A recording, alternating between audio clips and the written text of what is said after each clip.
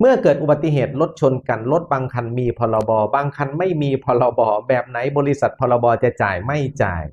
กรณีเกิดอุบัติเหตุถ้ากรณีว่ารถสองคันมีพรบตรงนี้ไม่มีปัญหาแหละฝ่ายพรบฝ่ายหนึ่งก็จะมาคุ้มครองฝ่ายอีกฝ่ายหนึ่งถ้าทั้งสองคันก็คือต่างฝ่ายต่างคุ้มครองรถของตัวเองได้แต่บางครั้งนะเกิดอุบัติเหตุรถคันที่มีพรบอีกคันหนึ่งไม่มีพรบถ้ากรณีนะฮะโดยปกติจำหลักไว้เลยว่าบริษัทพรบจะจ่ายให้แก่ฝ่ายที่ตนรับประกันภัยไว้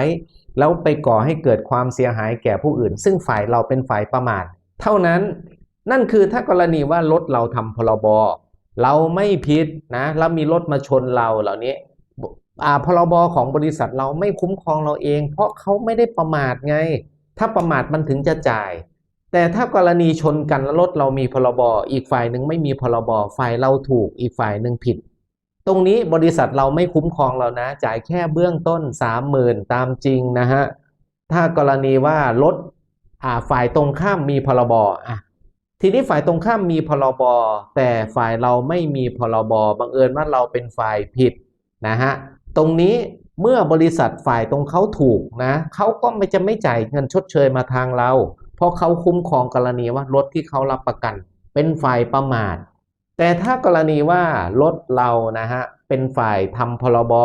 แต่เราขับรถมีส่วนประมาทแล้วไปทำให้คนทิ้งโดยสารมาหรือคนเดินถนนได้รับบาดเจ็บถ้าเราประมาทพรบรถเราก็ต้องไปคุ้มครองไอ้คนผู้ประสบภัยจากรถเหล่านี้ซึ่งเบื้องต้นถ้ากรณีว่าเขาไม่คุ้มครองเขาจะจ่ายแค่เบื้องต้นนะฮะ30,000 บาทหรือสูงสุดไม่เกิน 35,000 บาทกรณีเสียชีวิตและทุพพลภาพแต่ถ้ากรณีพิสูจน์มาแล้วนะฮะฝ่ายบริษัทซึ่งทำพรบนะคุ้มครองรถฝ่ายของตนเป็นฝ่ายประมาทเขาจะจ่ายชดเชยเพิ่มเติมกรณีบาดเจ็บจ่ายเต็มที่ 80,000ไม่เกินนี้หรือกรณีเสียชีวิต 500,000หรือสูญเสียอวัยวะคุ้มครองที่วงเงิน 500,000เหมือนกันดังนั้นกรณีรถเกิดอุบัติเหตุต่อไปเราต้องดูว่าฝ่ายที่ทำพรบประมาทไหมถ้าประมาทเขาก็จะไปคุ้มครองฝ่ายที่เขากระทำละเมิดแต่ถ้าฝ่ายที่เขาทำพรบเขาไม่ได้ประมาทเขาไม่จ่ายนะแต่ถ้าเป็นฝ่ายเราเองเขาคุ้มครองให้แต่เบื้องต้น30,000เท่านั้นแต่ยังไงซะเราสามารถไปขอรับจากกองทุนทดแทนผู้ประสบภัยได้เหมือนเดิมตรงนี้เราต้องระมัดระวังนิดหนึ่ง